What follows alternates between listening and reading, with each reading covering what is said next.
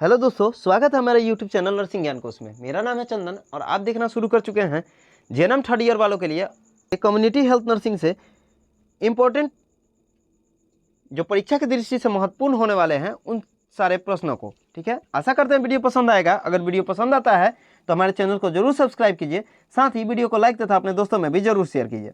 चलिए बढ़ते हैं आज के पहले क्वेश्चन की तरफ। आज का जो पहला क्वेश्चन है वो है सामुदायिक स्वास्थ्य केंद्र को परिभाषित करना है तथा उसके बारे में विस्तार पूर्वक समझाना है। ठीक है, तो जो सामुदायिक स्वास्थ्य केंद्र होता है वो ग्रामीण स्वास्थ्य सेवाओं के अंतर्गत सेवाएं उपलब्ध कराता है। यह मैदानी क्षेत्रों में लगभग 1,20,000 की जनसंख्या तथा पर्वतीय या आदिवासी क्षेत्रों में लगभग 80,000 की जनसंख्या को कवर करता है। प्रत्येक सामुदायिक विकास खंड में सामुदायिक स्वास्थ्य केंद्र स्थापित होते हैं। यहाँ पे 4 तरह के डॉक्टर होते हैं। पहला सर्जन, दूसरा फिजिशियन, तीसरा स्त्री रोग विशेषज्ञ और चौथा होते हैं बाल रोग विशेषज्ञ, यानी चाइल्ड जो पेशेंट होते हैं चाइल्ड के वो। प्रत्येक सामुदायिक स्वास्थ्य केंद्र पर 30 बिस्तर होते हैं। एक एक्सरे कक्ष होता है, प्रसूति कक्ष होता है यानी डिलीवरी जो रूम होता है वो होता है, एक ऑपरेशन थिएटर रूम होता है और एक लैब वाला रूम होता है। यहाँ 4 प्राथमिक स्वास्थ्य केंद्रों के लिए रेफरल केंद्र का काम करती है। ठीक है, जो सामुदायिक स्वास्थ्य केंद्र होती है यानी CSC वो 4 प्राथमिक स्वास्थ्य केंद्रों के रेफरल का काम करती है। ये लगभग 1,20,000 की जनसंख्या को मैदानी क्षेत्रों में और आदिवासी या पर्वतीय क्षेत्रों में लगभग 80,000 की जनसंख्या को कवर करती है। इसमें 30 बिस्तर होते हैं और 4 तरह के डॉक्टर होते हैं, जिसमें एक डॉक्टर होते हैं जनरल सर्जन, जनरल फिजिशियन, एक होते हैं स्त्री रोग विशेषज्ञ और एक होते हैं चाइल्ड हेल्थ विशेषज्ञ। अब यहाँ के हम लोग समझते हैं स्टाफ पैटर्न को। ठीक है, तो यहाँ पे जो चिकित्सक होते हैं वो हमने बताया कि 4 होते हैं। नर्स जो होती हैं वो 7 होती हैं, एक ड्रेसर होते हैं, एक फार्मासिस्ट होते हैं, एक लैब टेक्नीशियन होते हैं, एक रेडियोग्राफर होते हैं, एक वार्ड बॉय होते हैं, साथ ही सफाई के 3 कर्मचारी होते हैं, एक धोबी, माली, चौकीदार, दाई, साथ ही चतुर्थ श्रेणी कर्मचारी भी होते हैं और कुल 25 जो होते हैं यहाँ पे स्टाफ होते हैं। अगर वाहन है या एम्बुलेंस वगैरह है तो ड्राइवर और ऑस्पियस भी वहाँ पे रखे जाते हैं। ठीक है, तो ये हो गया स्टाफ का जो भी पैटर्न है, जिसमें 4 तरह के डॉक्टर के साथ 7 नर्स संबंधित टोटल 25 स्टाफ यहाँ पे कार्यरत होते हैं। अब आते हैं इसके कार्य क्या है, सामुदायिक स्वास्थ्य केंद्र के कार्य क्या है।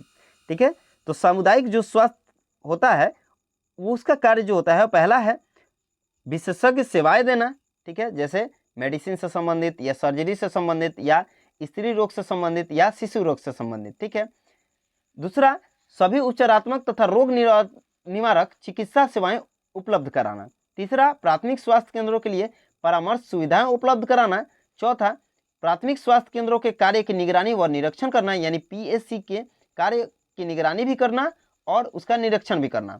साथ ही सभी राष्ट्रीय स्वास्थ्य कार्यक्रम का क्रियान्वयन एवं सक्रिय सहभागिता का भी होना जरूरी होता है, यह उसका कार्य होता है। अगला होता है शिशु स्वास्थ्य तथा परिवार नियोजन की सेवाएं उपलब्ध कराना और रोगियों को स्वास्थ्य सेवा उपलब्ध नहीं होने पर जिला अस्पताल या टीचिंग अस्पताल के लिए रेफर करना। अगर किसी प्रकार का सेवा वहाँ पे उपलब्ध नहीं हो या किसी प्रकार का उपचार वहाँ पे संभव नहीं है तब उससे ऊपर की तरफ रेफर करना, इसका भी काम CSC का होता है। अगला है PSC को डिफाइन करना है। ठीक है, PSC को बताना है। तो PSC जो होता है वो चिकित्सा तथा ग्रामीण क्षेत्रों में या ग्रामीण जो समुदाय होता है उसका पहला संपर्क का माध्यम होता है। ये मैदानी क्षेत्रों में लगभग 30,000 की जनसंख्या और पर्वतीय या आदिवासी क्षेत्रों में ये लगभग 20,000 की जनसंख्या को कवर करता है। इसकी स्थापना और रखरखाव राज्य सरकार के न्यूनतम बुनियादी आवश्यकता कार्यक्रम यानी मिनिमम बेसिक नीड प्रोग्राम के अंतर्गत होता है, यानी राज्य सरकार करती है। इसमें रोगियों के लिए 4 से 6 बिस्तर होते हैं तथा रोगों के निदान संबंधित कुछ सुविधा भी उपलब्ध होती हैं, जैसे एक डॉक्टर होते हैं, एक नर्स होती हैं, साथ ही एक ANM, एक फार्मासिस्ट और एक ब्लॉक एक्सटेंशन एडुकेटर और एक स्वास्थ्य सहायक पुरुष और एक स्वास्थ्य सहायक महिला के साथ लिपिक 2 होते हैं और एक लैब टेक्नीशियन होते हैं।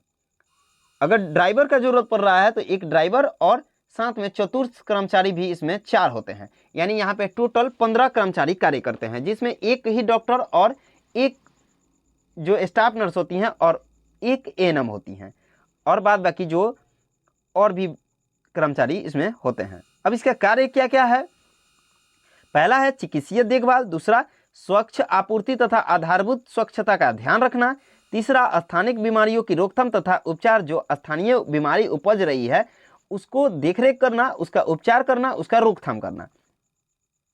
प्रजनन एवं बाल स्वास्थ्य परिवार नियोजन सहित जैविक सांख्यिकी का संग्रहण एवं रिपोर्ट करना। ठीक है, प्रजनन से संबंधित या बाल स्वास्थ्य से संबंधित या पारिवारिक नियोजन से संबंधित जो भी जैविक सांख्यिकी है उसको स्टोर करना और उसको रिपोर्ट करना।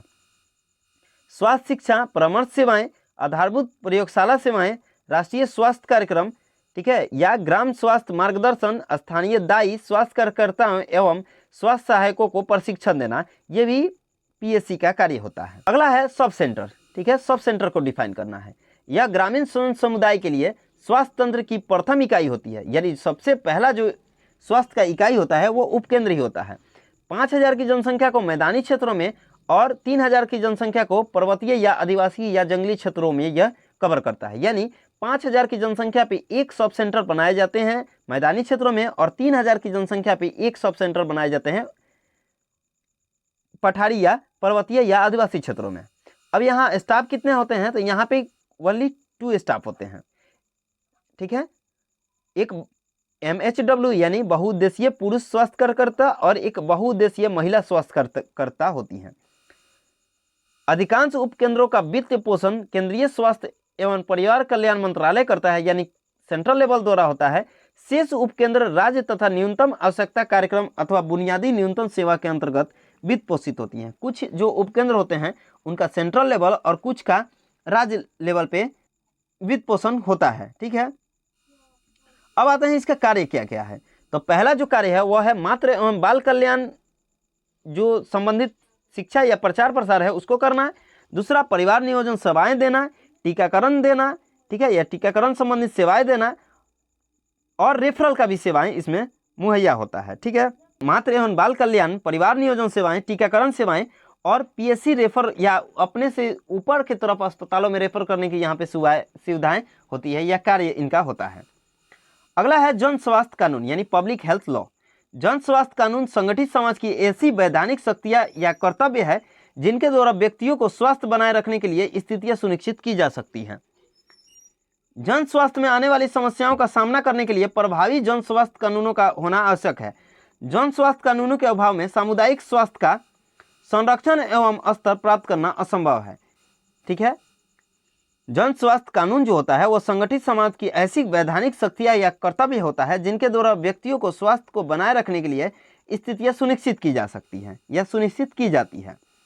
कुछ महत्वपूर्ण जो भारत सरकार द्वारा संचालित स्वास्थ्य कानून है वो पहला है उपभोक्ता संरक्षण कानून, जो खाद्य संरक्षण से कानून बनाया गया था 1986 में। दूसरा है खाद्य मिलावट निरोधक कानून 1954 में।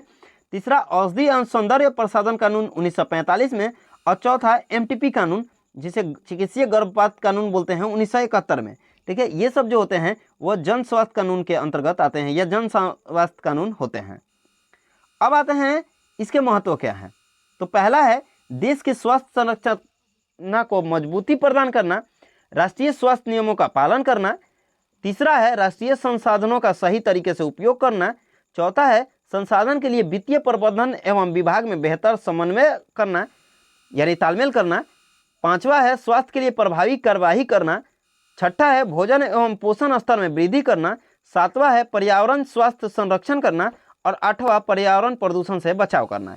ये सब जो होते हैं वो जन स्वास्थ्य कानून के अंतर्गत आते हैं। साथ ही नशीले पदार्थों या मद्यपान से नागरिकों को बचाना और स्वास्थ्य एवं चिकित्सा सेवाएं, शिक्षण एवं प्रशिक्षण एवं शोध यानी रिसर्च में आचरण संहिता का पालन करना। ठीक है, ये सब जो भी हैं वो जन स्वास्थ्य कानून के अंतर्गत आते हैं। आज के लिए बस इतना ही। आशा करते हैं वीडियो पसंद आया होगा। अगर वीडियो पसंद आया है तो हमारे चैनल को जरूर सब्सक्राइब कीजिए, साथ ही वीडियो को लाइक तथा अपने दोस्तों में भी जरूर शेयर कीजिए।